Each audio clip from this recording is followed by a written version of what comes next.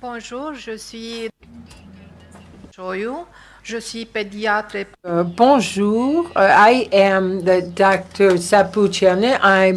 I work in a children's hospital in Bucharest, and I am also a professor at the the College of Medicine. I have been practicing homeopathy for 5 years, and it is a great pleasure for me to take this opportunity to present this information to you today. The title of my talk is The Role of Homeopathic Treatment in Histamine Intolerance Due to a Deficiency of Diamine Oxidase. This work has been done by a team of people from the Children's Emergency Hospital in Bucharest. The reasons behind our work is due to the fact that allergic diseases are among the most frequent immunological disorders now. Allergies are increasingly frequent and common, and with respect to bronchial asthma in children, we have seen a 10% occurrence to 14% in certain cities. So bronchial asthma is the most common chronic disease in children. We have followed respiratory disorders with a component of bronchial obstruction associated to intolerance of histamine. Histamine is a biogenic amine found in animal tissues, plants, bacteria, and venom. In humans, histamine is found in the lungs, in the skin, and in the GI mucosa. Histamine was discovered in 1910 by Dale and Laidlaw and identified in 1932 as a mediator of anaphylactic reactions. Histamine is synthesized under the control of pyridoxal phosphatase and histidine phosphatase from histidine with the cofactors of vitamins B6 and C. Histamine is synthesized by mast cells, basophils, platelets, histamogene neurons, and enterochromatophiles cells. Histamine is stored in intracellular vesicles, and it's released when there is outside stimulation. Histamine is metabolized by two enzymes. The transferase, when there is a lack of diamine oxidase, we find an increase in the quantity of histamine in the body. Diamine oxidase, or histaminase, is the main enzyme which breaks down ingested histamine. If we reduce DAO activity, can cause symptoms which mimic allergic reactions to foods and to drugs that influence the amount of histamine in the body. Intolerance to histamine results from an imbalance between histamine levels and the ability to break down histamine. And 1% of the population, approximately, is affected by histamine intolerance, and 80% of the patients are middle-aged. Clinical symptoms, which resemble food allergies or other food intolerance issues, make it very hard to identify and diagnose histamine intolerance.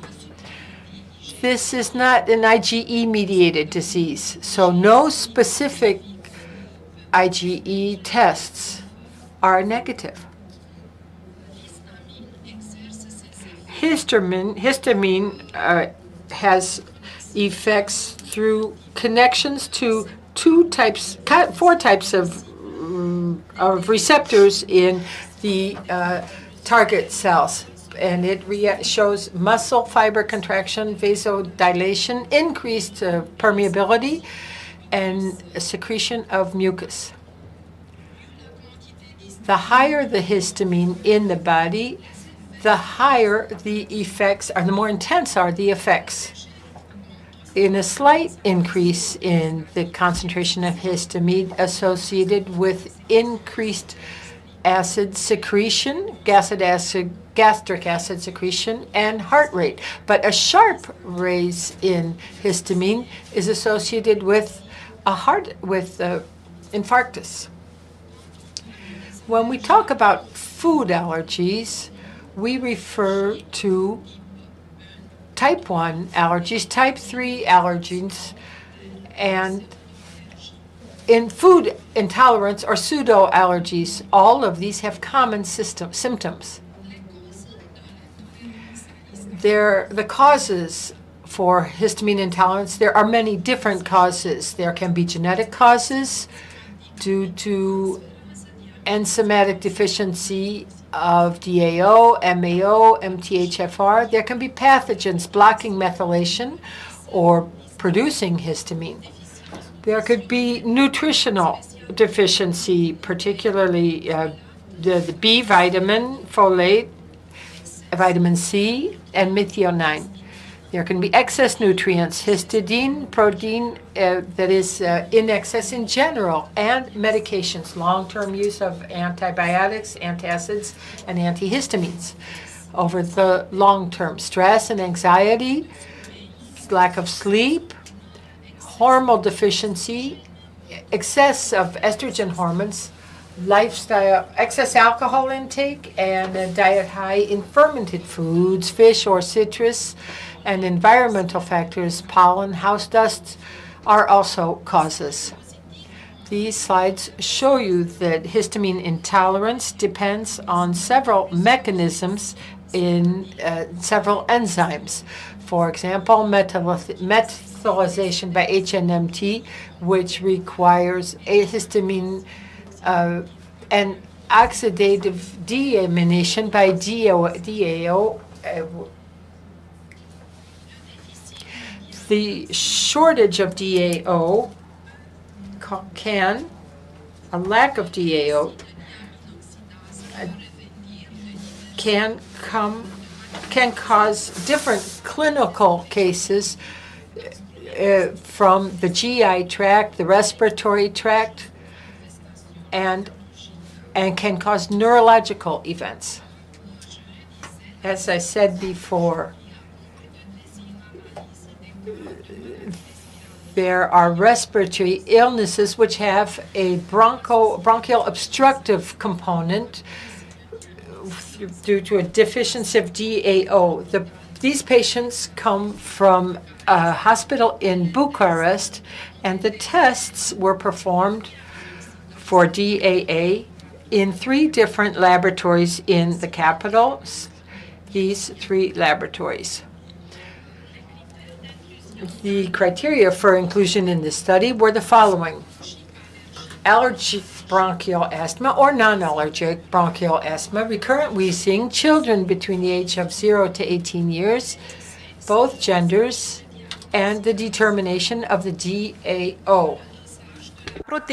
The assay of the eosinophil cationic protein, respiratory allergen panel, food allergens as well, ImmuPro test to show that there's problems with EJJ, specific IgE, and then eosinophilia, allergy skin test, spirometry, assay of nitric oxide in the atmosphere. Now, one of the main medical tests was assaying the the eosine cations. The level is high, EPC, of this protein. So this shows the delayed allergic reaction and the influx of eosinophils into the region. Also, it better shows the inflammatory process in this better than the total IgEs, and that also is correlated with the severity of the allergic disease. Spirometry was necessary to assess the respiratory dysfunction. Nitric acid in the air and free air was useful to evaluate an inflammatory process of the upper respiratory tract. Exclusion criteria concerning this study were anyone over 18 years of age, absence of DAO determination, other diseases than those mentioned in the inclusion criteria.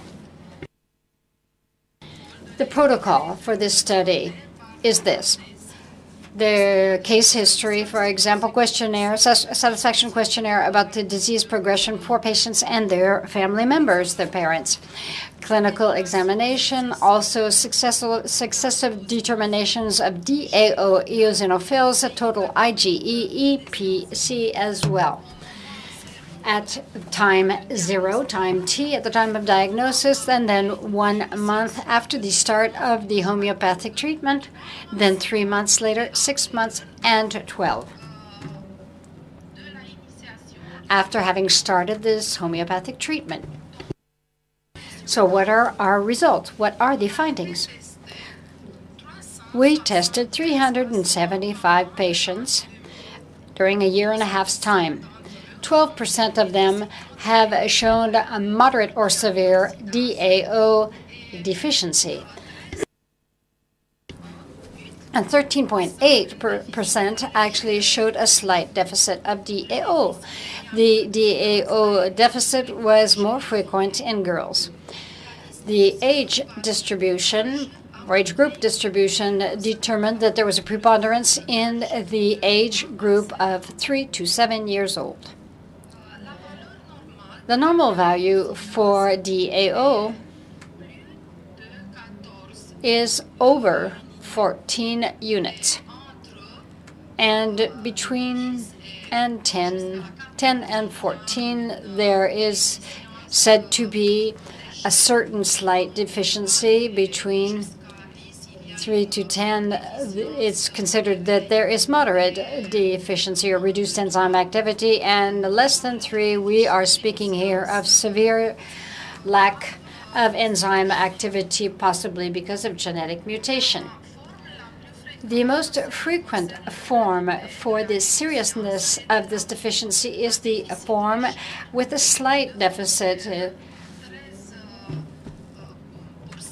13%. Then the other form of average, moderate, which is for DAO, about 10%. The most cases came from urban environments, most likely because of a stirring of urban patients who have access to an urban hospital. The distribution of the respiratory symptoms showed that all patients came in because of a lingering cough, often after progression of a number of years. Then they came in as well because of other signs and symptoms, for example, rashes, itching in the throat, wheezing, and a stuffy nose. Diagnosis. Clinical diagnosis of moderate and severe DAO deficiency cases was allergic bronchial asthma, 51%, non-allergic bronchial asthma, 37%, wheezing, recurrent wheezing, 11%. The treatment used in this moderate and severe DAO deficiency was this. All patients were given specific dietary instructions having to do with the DAO test and also having to do with the allergy testing. 21% were given allopathic treatments. 24 patients were given allopathic plus homeopathic treatments. The homeopathic treatment was represented or included histamine medicine for all patients during 1 month, 15 CH, 5 pellets per day every day. Then 3 months, 15 CH, 5 granules per day, 3 days out of 7, 3 days out of every week. Then 6 months, 15 CH, 5 granules per day, twice a week. And then 12 months, 30 CH, 5 granules per day, once a week. as well. The treatment included a constitutional type remedies, Blata orientalis, house dust, and dust mites for people who are allergic to dust mites. Pollen for pollen allergy, and influenza aviar and oscillococcinum being used preventively during the cold season. Evaluation of the progression of this incidence or this histamine intolerance because of DAO deficiency is done on a certain clinical criteria. For example, an examination, a subjective examination of the patient and the patients based on a questionnaire, and also investigation of the lab investigation looking for DAO deficiency and looking for the EPCs as well, and the IgE overall. This shows that the patients who were given a treatment, a combined treatment between conventional and homeopathic, had a better progression with an improvement, clinical improvement of 80%, 80, after 1 year, and an improvement of the DAO values of 60% 1 year after the start of the treatment, compared to clinical improvement of 80% for patients who were given only conventional treatment. She said 80, perhaps it was 40. Patients having DAO values that are borderline and who were also given treatment via diet, allopathic treatment plus homeopathic treatment, well, these patients had 100% of improvement in the clinical and paraclinical items. Changes in other parameters. The EPC, the eosinophil cationic protein, showed a pattern similar to the DAO. These eosinophils are reduced significantly after 3 months of treatment for both types of treatment. Total IgE was improved by 20%. Patients with joint treatments, as mixed treatments, as well as those with conventional treatments. Specific IgE did not change during the first year of treatment. Treatment in the case of allopathic care and improved by 20% in cases where there was a mixed treatment, allopathic and homeopathic. Therefore, the present-day pharmacological concept must combine conventional means and also complementary alternative medicines. Therefore, you must use, to help your patients out, these ideas of molecular biology combined with homeopathic science. Therefore, present-day treatments should address physiopathological mechanisms, and they should include homeopathy along with molecular biology, quantum physics, nutritional medicine as well. To conclude, therefore, until now, histaminium hydrochloricum is a form of histamine used as homeopathic medicine in treating insect bites, food allergies, pollen allergies, and for nasal obstruction. They are medicines for bronchitis, stomach problems, muscle and joint pain. There are no references in the literature concerning changes in these parameters that are clinical for DAO, EPC, eosinophils during this treatment with histaminium, homeopathic histaminium. Our contribution is the first work that includes this type of approach based on paraclinical investigations. Intolerance to histamine now via DAO in asthmatic form of diseases in children is going to give good results with this homeopathic combined treatment from a clinical point of view and paraclinical point of view. Perhaps you're wondering why we did not only just use the homeopathic treatment alone. Now, I'm working in an emergency hospital, a child's emergency ward, where treatments are carried out according to protocols, well-established protocols. Otherwise, we're considered to be making a major medical error. Therefore, let me say that homeopathy is a real bridge, a conventional bridge that is both beautiful and handy. Now, thank you very much.